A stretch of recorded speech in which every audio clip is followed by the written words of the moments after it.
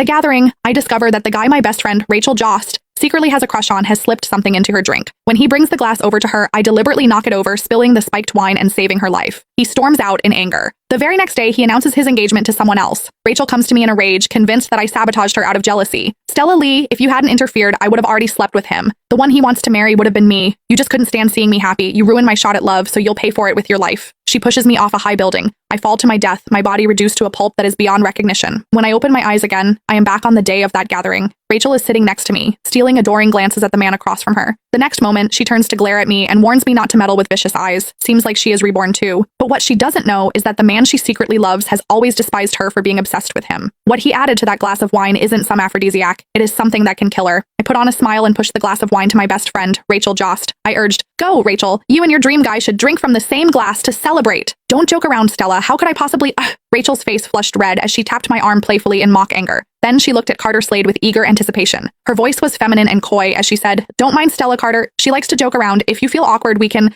just clink glasses." Upon hearing that, Carter finally looked up and shot me a cold glance. When he spoke, his tone was laced with mockery. "You sure know how to liven up the atmosphere, Stella Lee." I found his response amusing. In my previous life, he had been exactly like this. Even though he loathed Rachel to the core, he didn't dare show it openly as he was wary of the Jost family's power and influence. So he staged this so-called gathering today to shift all of Rachel's attention onto me. In my past life, I knocked over that spiked glass of wine to save Rachel. I saved her life, only to be killed by her in return. After I died, I saw Carter standing in the shadows on the rooftop. He called the police excitedly. "Hello, police! There's been a murder!" He reported Rachel and had her sentenced to life while keeping his own hands completely clean. Now that I'd been given a second chance at life, I wouldn't let either of these lunatics with their hidden agendas get away this time. Since it's a celebration, let's not spoil the mood. Carter's voice pulled me back to the present. I watched as he picked up the wine bottle, the very one he had tampered with, and poured a glass. Then he pushed it toward me. The dark red liquid swirled in the glass. To me, it was like a venomous snake flicking its tongue. "Stella is our guest. You should have the first toast," Carter said. As I stared at the glass in front of me, my heart jolted with fear. Carter was a suspicious man. My unusual behavior just now had put him on guard, so he was testing me. He wanted to gauge whether I had seen him spike the drink or if I was just pretending to be clueless. My life was on the line. I had seen with my own eyes that he had tampered with the wine. If I drank it, whether I lived or died would be entirely up to fate. But if I didn't drink, Rachel would take all her frustration from this failed date out on me. It seemed that only death awaited me either way. "What? Are you going to reject my kind offer?" Carter asked with a raised brow.